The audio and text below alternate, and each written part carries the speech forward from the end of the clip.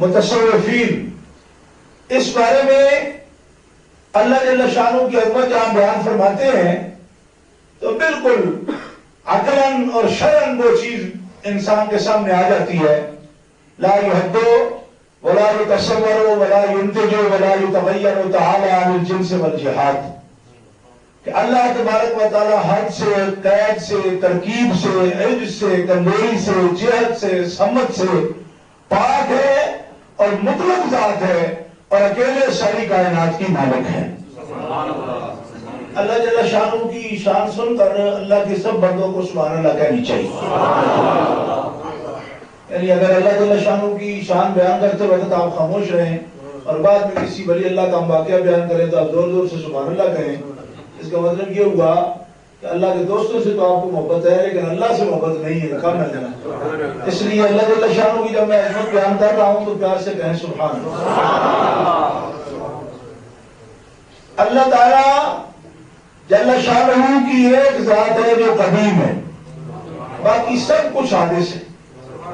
اللہ جل شانہ کی ایک ذات قدیم ہے اور اس کی صفات ذاتیہ بھی قدیم ہے. اللہ جل شانہ کی ذات قدیم ہے اور اس کی صفات ذاتیہ بھی قدیم ہے. اس کا مطلب یہ ہے کہ جو چیز بھی قدیم ہے اس کے لیے زوال نہیں ہے. اس کے لیے زوال نہیں ہے. زور سے کہیں اس کے لیے زوال نہیں ہے. اور صرف ذات باری تعالیٰ قدیم ہے، باقی جتنی بھی مخلوق ہے وہ سب حادث ہے. خالق کی ذات قدیم اور اللہ جل شانہ واجب الوجود ہے، باقی سب کچھ ممکن الوجود ہے اور جو ممکن الوجود ہے وہ حادث ہے اور جو حادث ہے وہ ایک دن مٹ جانے والا ہے. صرف ذات حی قیوم مطلق وسیط واجب الوجود قدیم ہے، نہ اس کے لیے کوئی ابتدا ہے نہ انتہا ہے. وہ ہمیشہ سے ہے اور ہمیشہ ہے اور ہمیشہ رہے گا اور جیسا تھا ویسا ہی ہے اور جیسا ہے ایسا ہی رہے گا. اس میں کبھی کسی صورت کوئی تبدیلی نہیں آ سکتی. باقی سب کو جو بھی ہوا وہ مختلف منزلیں طے کرتا رہا. ممکن الوجود ایک چیز آہستہ آہستہ ترقی کو پہنچتی ہے اور پھر جب عین عروج پر پہنچ جاتی ہے تو پھر اس کا زوال شروع ہو جاتا ہے، کیونکہ کمال کے آگے پھر زوال ہی ہوتا ہے نا. تو شروع ہو جاتا ہے اس کے لیے زوال جب وہ کسی اور کمال پر پہنچ جاتی ہے. لیکن ذات حی قیوم کے لیے زوال ہے ہی نہیں، وہ کمال ہی کمال ہے. وہ آپ بھی کمال ہے اور اس کی ساری صفتیں بھی کمال کی ہیں. پیار سے کہہ رہے سبحان اللہ. یہ آپ کا اللہ ہے نا جس کا میں آپ کو تعارف کرا رہا ہوں. غور سے کوشش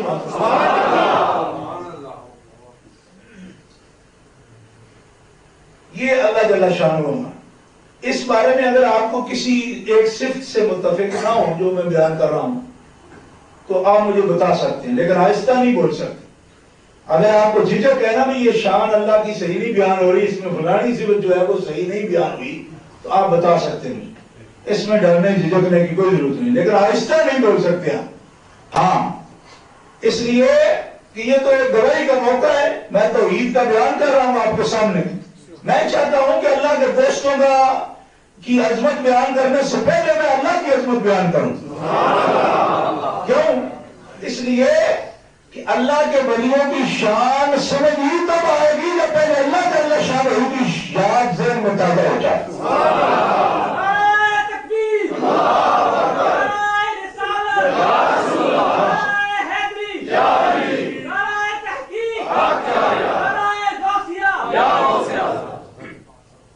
تو اللہ تعالیٰ بہت ہی عظیم ہے.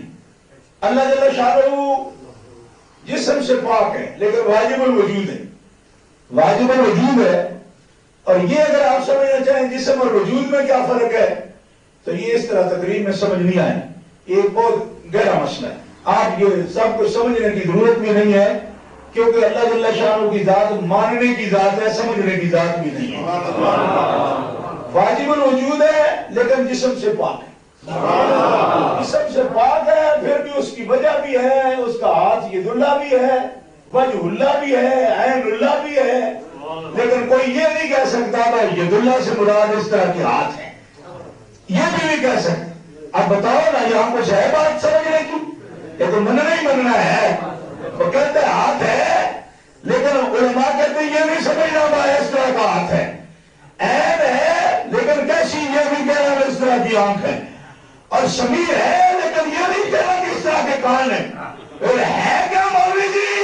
اگر بس یہی ہے جو کچھ حضور نے بیان فرما دیا مانے جاؤ۔ یہ میں عرض کر رہا ہوں، میں سنی بریلوی ہوں، سنی حنفی بریلوی ہوں، سمجھ آئی نا؟ سنی حنفی بریلوی، تو میں یہ بیان کر رہا ہوں سنی حنفی بریلوی، میں یہ توحید عرض کر رہا ہوں آپ کو سامنے۔ اور اگر کسی وہابی، دیوبندی، تبلیغی، مودودی اس کا یہ دعویٰ ہونا کہ ہم اللہ سے زیادہ واقف ہیں، تو ہم اس سے بھی سمجھنے کے لیے تیار ہیں بھائی اس سے زیادہ اگر تم سمجھا سکتے ہو، بھائی جسم نہیں ہے لیکن وجود ہے۔ آپ تو مفت میں سنیں گے نا تقریر ہے، لیکن مجھے وجود اور جسم کے فرق اگر وہابی کو سمجھا دینا تو میں اس کو 500 پاؤنڈ انعام بھی دوں گا۔